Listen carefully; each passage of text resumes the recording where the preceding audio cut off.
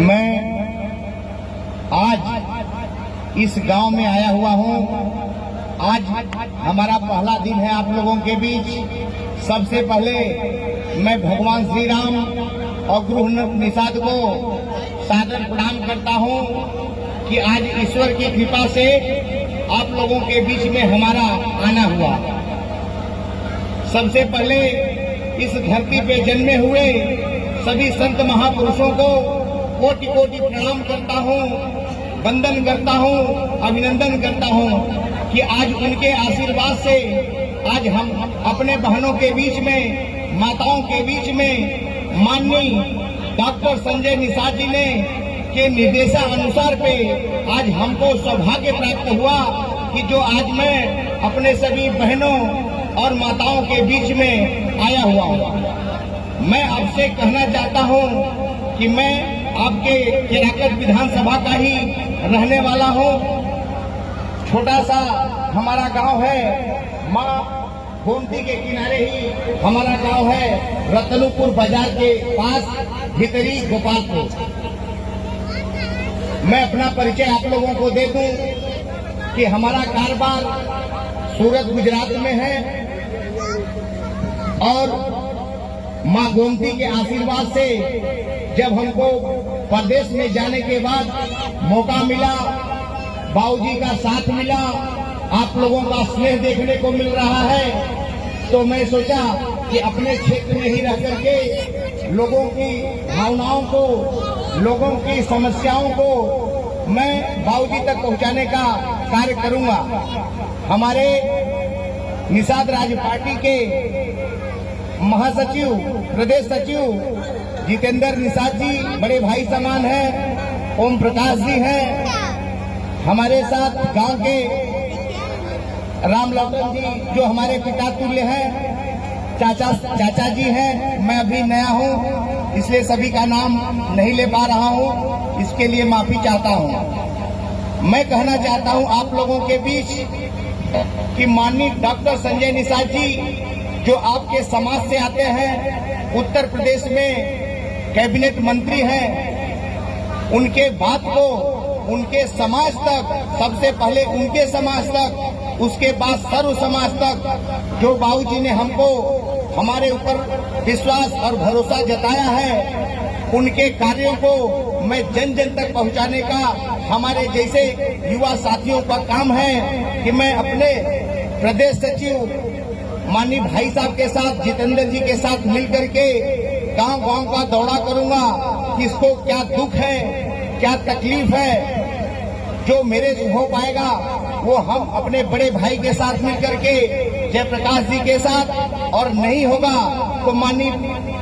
हमारे पार्टी के राष्ट्रीय अध्यक्ष माननीय डॉक्टर संजय निषाद जी के यहाँ आप लोगों के भावनाओं को पहुंचाऊंगा और जितना भी बनेगा सबका साथ और सबका विकास जो माननीय हमारे देश के यशस्वी प्रधानमंत्री जी ने नारा दिया है, उस पे हम अपने प्रदेश की कमेटी, अपने जिले की कमेटी, अपने ब्लॉक की कमेटी के साथ में मिलकर के हम आप लोगों के कार्यों को जरूर कराऊंगा।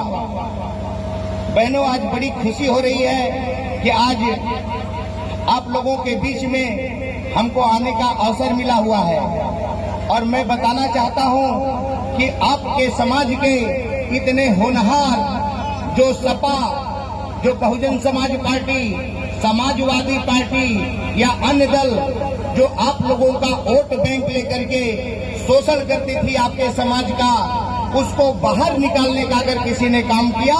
तो आपके राष्ट्रीय अध्यक्ष परम आदरणीय डॉक्टर संजय निषाद जी ने किया। बाबूजी से मिलकर के बहुत खुशी होती है कि इतनी उम्र में भी उन्होंने अपने समाज को संवारा, अपने युवाओं को पढ़ाने का काम हो, हॉस्पिटल का काम हो, उन्होंने अनेक पक्तियों पे जो कैट दे रहे हैं कि बाबूजी के निर्देशानुसार पे आपके राष्ट्रीय अध्यक्ष परम आदरणीय संजय निषाद जी के निर्देशानुसार पे आपका समाज अब शोषित, वंचित, गरीब नहीं रहेगा।